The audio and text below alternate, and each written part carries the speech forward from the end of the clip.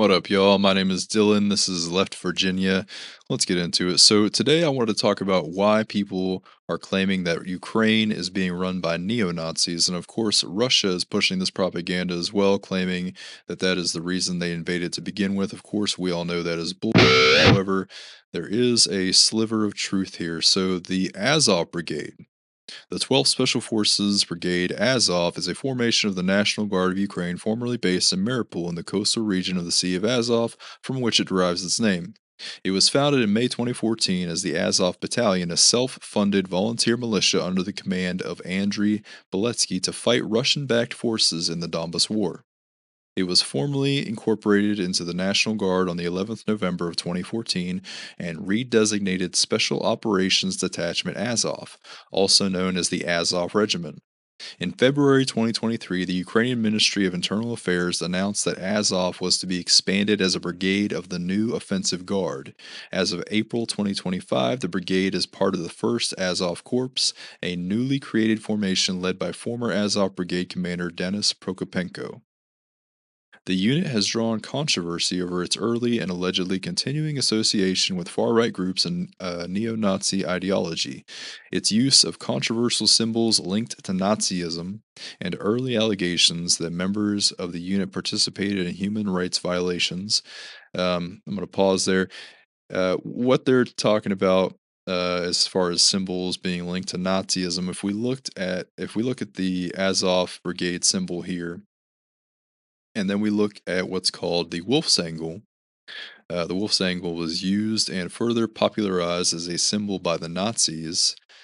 The Azov Brigade symbol is literally the Wolf's Angle, just turned to the right. So, at its origin, the unit was linked to the far right Azov movement. After its integration into the National Guard, the unit was brought under the Ukrainian government control, and observers noted a government strategy to integrate far right militias into the regular military while attempting to limit ideological influence. Some experts argue that the unit has depoliticized, de radicalized, and distanced itself from the Azov movement since its integration into the regular Ukrainian military.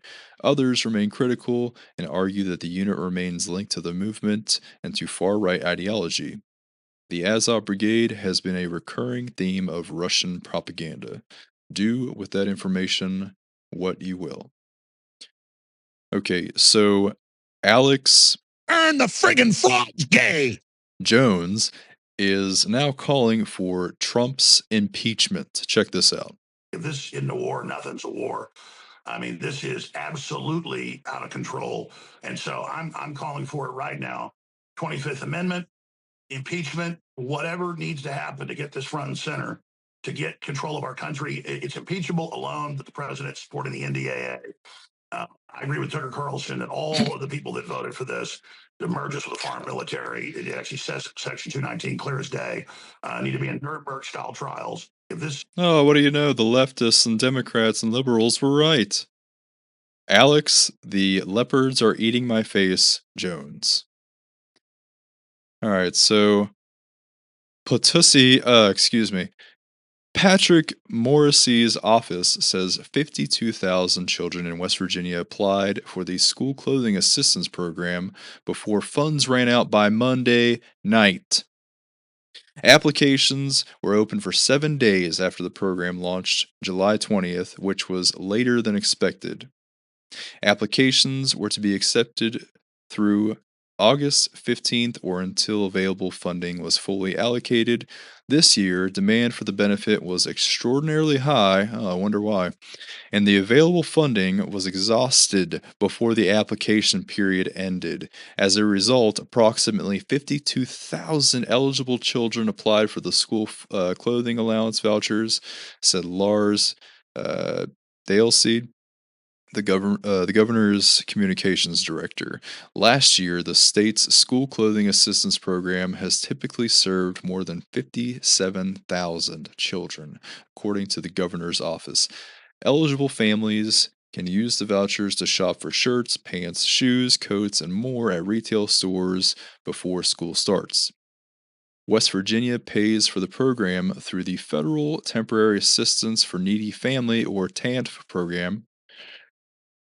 Earlier this year, lawmakers authorized 177 million in funding for the State Department of Human Resources to spend this current fiscal year on programs that help low income children and families.